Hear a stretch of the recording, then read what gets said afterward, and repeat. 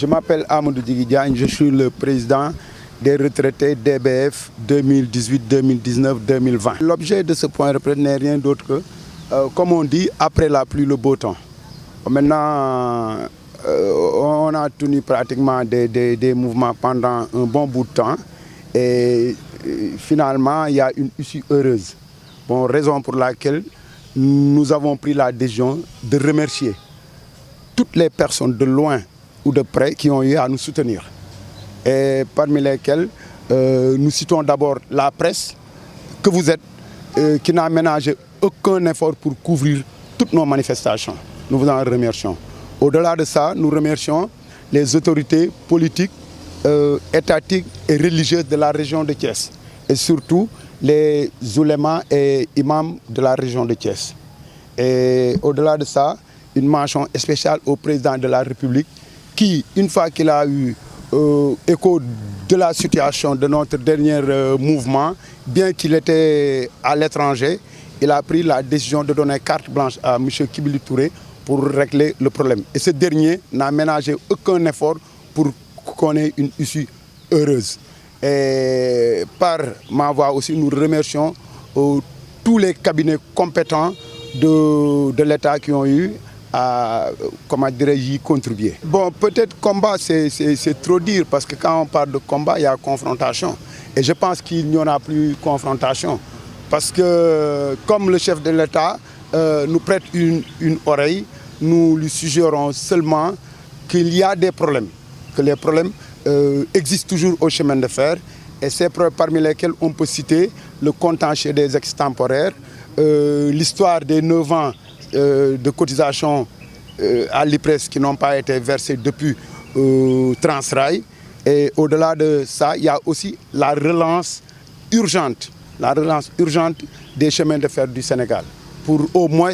désenclaver certaines localités et contribuer en même temps au développement économique du pays. Bon, nous allons continuer à discuter, je dirais même discuter avec l'État autour d'une table pour trouver des solutions heureuses par rapport à nos problèmes.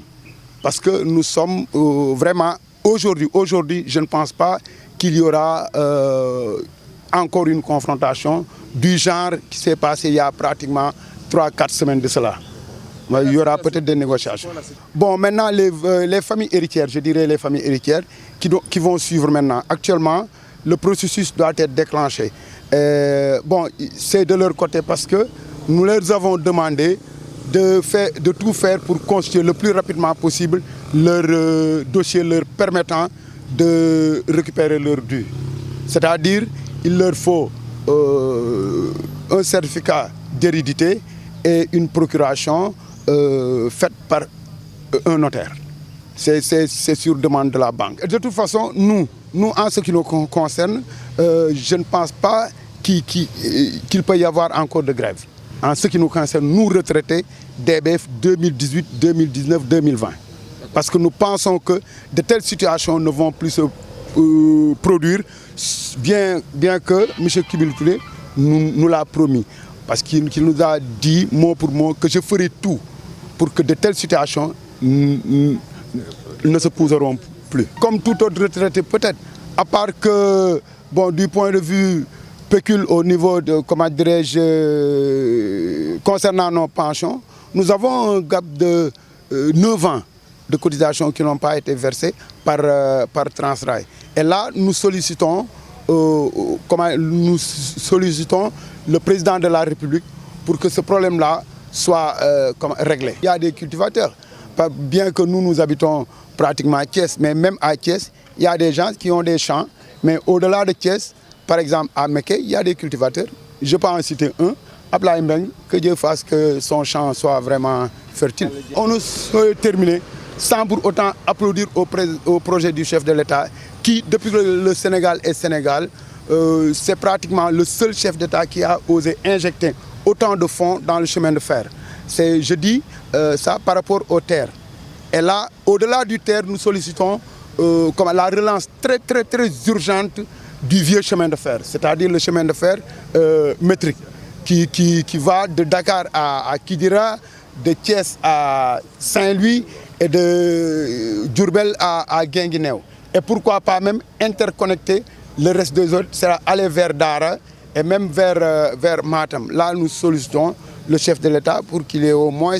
une pensée par rapport à ça. maa ngi tudd Lamine Diagne cheminot en retraite 2019. ndaje bi nag ndaje sant yàlla la ndaje boo xam ni xam nga ku gërëmul nit doo sant yàlla ndaje bi ndaje sant la ndaje gërëm la te bu ñuy sant di gërëm dañuy commencer ci yéen ci liggéey boo xam ni tàyyiwu leen sonn leen nelawu leen muy taw muy naaj ak waxtu bu nekk fu ñu leen soxlaa ngeen ñëw taxawaay bu rafet question yu posé yu am solo yu pertinente yooyu yëpp gis nañ ko léegi nag sant bi ci yéen lay jëkk commencé kontaan nañ ci parce que ay mag lañu xam nañ ku ñu defal lu baax xam nañ ku ñu defalul lu baax mais yéen moom une mention spéciale bu ñu jógee ci yéen am na ci ay kilifa diine yoo xam ni tamit Sénégal noonu la tëddee diine gi moo ñu ñor moo ñu lal peu importe ban tarixa wala ban kii la nekk waaye képp ku ñëw taxawuñu ci nii ñaanal ñu ba ñu gis ci suñu bopp ñu ngi leen di sant ñoom ñëpp imaamu Thiès yëpp gis nañ ñi ñëw ak ñi nga xam ne dañu wéradi kontaan nañ ci ñoom mais dafa fekk ni rek son excellence monsieur Macky Sall mënuñu wax te duñ ko jiital ci lu mu mënti doon parce que moom la fii suñu borom teg ñu nangu ko mu taxawuñu ba mu yégee suñuy problème taxaw bi nu mu gën a gaawee la xuloo amul xeex amul baltakul ñun ay mag la ñu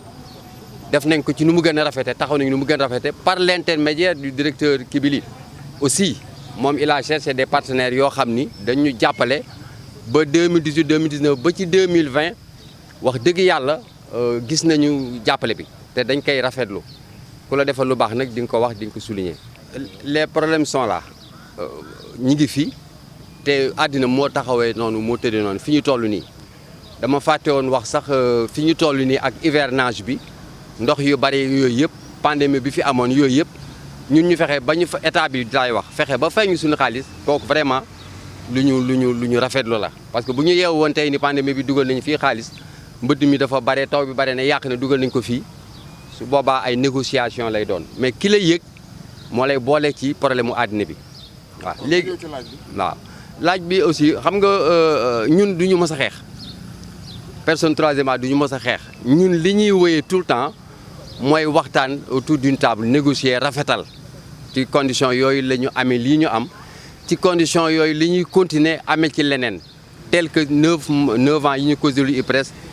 tel que extemporaire yi doon génn démb benn sortie te ñu am ci yaakaar que ni état bi ni ñu taxawoon nii ba mu rafet bañ jot seen xaalis yaakaar nañu ne état bi bu ñu déggee loolu ci ñoo xam ne ñu ci bari dañu feebar ñii génn nañu àddina ñii yore ay tool tantôt sonn ci ak nawet bi nii xëy na état bi bu déggee loolu daañu ci taxaw nu mu gën a gaawee. urgence bi relance bi chaque jour du cheminot retraité rek ko bëgg ça fait partie d'un développement d'un pays ça fait partie d'une bonne avance de l'économie d'un pays donc bu développement boobu amee relance boobu su amee ñëpp ñoo ci gis seen bopp. à l'époque il y avait des trains qui allaient jusqu'au Mali d'autres à Saint-Louis Kaolack et Louga. en un moment donné ñu daal di bàyyi yooyu xaw ñu nasaxal heureusement que dañuy tombé ça il faut le dire aussi sur un président boo xam ni relance bi nit ñaa ngi koy gis di ki teg bët ñun nag politique yu ñu defuñu dara ku ñu defal lu baax dañuy wax ko c'est dans ce sens qu'on parle daañ ko jàppale ci ñun li ñu mën ci suñu xalaat ak ci suñu xam-xamu retraité parce que ñàkk ci ñoo xam ni peut-être ils sont vieux par l'âge relativement mais l'expérience bi mi ngi fii xalaat bi mi ngi fii. non du terre bi la ñu privilégié c'est-à-dire. waaw du terre bi la ñu privilégié c'est-à-dire terre bi c'est un autre cas par rapport ak CFS mooy chemin de fer du Sénégal l'État veut relancer le CFS bokkul ak terre bi nga xam ni projet boobu dafa féete bor mais CFS relance bi dafa am lu bari lu mu laaj te c'est pas du jour au lendemain du tey wala suba lañ ko mën a def donc ñun yaakaar biñ ci am. mooy Macky ci lancé bi mu nekk yàlla jàppale ko ci directeur bi mu fi teg aussi yàlla jàppale ko ci ñi nga xam ne ñi ngi ci biir kër gi actuellement nii di liggéey ñu xarañ ñi ngi fi amul lu ñu la mënul defal boo indee machine sax bu yàqul 100 ans mën nañ la ko tasa defaraatal la ko mu bees ça aussi defe naa ci côté boobu am nañ ci yaakaar bu baax. waaw xam nga ba fi ñu toll nii jot xaalis bi ñu doon xeex peut-être entre parenthèses warul tax ñu bàyyi lu bare. parce que yi nekk si ni kanam dafa bare tantôt je l'ai dit ci waxtaan bi xam nga extemporaire yi bokk nañ ci xeex bi xeex entre parenthèses mooy ci négociation yi loo xam ni ça fait plus de depuis 2003 2005 lañ ñu gëj a wax lu ci jëm 2003 2005 ça fait 15 ans ou 17 ans de cela ñu am xolu muñ xam ni rek bu neexee yàlla nañ ñaan gudd fan état bi dina ci taxaw nu mu gën a gaawee muy benn xeex yi yeneen xeex yi ci topp excusez-moi xeex bi je le dis rek en parenthèse mais. du coup de poing. Non parce que ñun on n'est pas de ce genre kuy xeex da ngay am doole nekk xale am kàttan mais ñun suñu xam-xam la ñuy xeesee macha allah. 9 ans yi ñu cotisé loon bokk na ci ay revendications veuve yi aussi voilà un point très saillant boo xam ni vraiment buñ ko réussir rek daañu am lépp lu ñu bëgg parce que dañu toll ci diggante boo xam ni elles sont au nombre de 15 su ma juumul et que pour dire vrai 5 ñoo ci nekk dans une situation régulière yeneen 10 yi ñu ngi ciy taxaw ñu ngi ciy dox ñu ngi ciy góorgóorlu ba ñu am seen kayit ba seen lépp mat loolu aussi moom bokk na ci yi nga xam ni ay kii yu des la rek ay réglages yu des mais duñu pare te gërëmuñu suñu mbokk cheminots yi nekk fii yëpp ci seen taxawaay bu rafet bi yéen aussi dañ leen di gën a gërëm bu baax a baax ci coono gi ngeen di daj ak lii syndicats yi nekk chemin de fer aussi daañu leen sant daañu leen gërëm parce que souvent ils sont à côté de nous. dañu ñëwoon tey fekk si suñu doyen yi ci seen point de presse bi bon di ko rafetlu aussi et à travers ça ñuy encore une fois remercier l'État du Sénégal par l'intermédiaire du président de la République ci diligence bu mu apporté ci le paiement de l'indemnité des départs de retraite de nos camarades retraités et à travers lui le ministre de tutelle son directeur de le secrétaire général du réseau ferroviaire et le directeur général des chemins de fer du Sénégal ci wax dëgg yàlla taxaw bi ñu taxaw pour que les retraités là ñu fay leen seen indemnité de départ à la retraite nu mu gën a gaawee loolu ñu ngi ci ànd ak ñoom di ci féliciter di ci remercier les autorités du Sénégal et vraiment di leen ñaanal ñoom tamit retraite bu am jàmm mais aussi di demander autorités yi tamit pour ñu jàppale ñu ci situation administrative et de régularisation des cotisations sociales parce que par rapport au passif de Transrail actuellement am na ci ñoo xam ne fu mu ne nii seen calcul retraite des na parce que seen situation administrative bi nga xam ne moom la fi passif Transrail bàyyi régulariser wuñ ko loolu aussi bu ñu ci mën a dimbali pour ñu régulariser ko en collaboration avec l'agence judiciaire de l'État et l'IPRES et l'administration de DBF pour que ces travailleurs là aussi tamit mën a au moins nekk ci seen retraite pleinement. lu ci des mooy comme ni ngeen ko waxee DBF wax dëgg yàlla comme ni ko suma doyen yi waxee léegi l'État du Sénégal a créé les chemins de fer du Sénégal te bi mu koy sos lu mu ci jublu mooy relancer waat activité chemin de fer ci anam boo xam ne dootul taxaw te dina am njëriñ ci askan wi am njëriñ ci économie bi loolu nag ñun ñu ngi koy xaar parce que actuellement nommé nañu directeur général nommé nañu PCA et li ci des mooy vraiment ñu fexe ni DBF amee ay activité am ay locomotives te dégg naa directeur général bi mi ngi ciy dox pour que dans cette ci diggante bii nga xam ne ñu ngi jëm ci réhabilitation parce que président waxoon na ko ci 31 décembre réhabilitation dafay jël temps te diggante boobu ñuy dem foofu mënoo fi toog di xaar réhabilitation mais au moins que ñu reprendre nos activités diggante Thiès ak Tamba suñ ci mënoon am ay saxaar yuy dem ba Tamba di wàcce fret bi foofu transporteurs yi di ko jël si foofu dina désengorger port bi d'une part mais aussi tamit dina permettre état Sénégal mu gën a veiller ci état tali yi parce que tali yi ni mu yàqul yëpp du dara lu dul camionneurs yi bon ñaareel bi aussi bu ñu mënee am reprise de nos activités comme l'on dit nos camarades parce que tey nos camarades du PTB ñu ngi poiré xamuñu fu ñu jëm bon je pense que de ce point de vue état bi daf ñu war a toog ñu toog waxtaan parce que ñun xëy na ay spécialistes à la matière parce que dañ cee yàgg après 36 ans de service nga nekk ko ci benn secteur mënoo ne xamoo ci dara nañu toog ñu waxtaan xool nu ñu reconstituer waat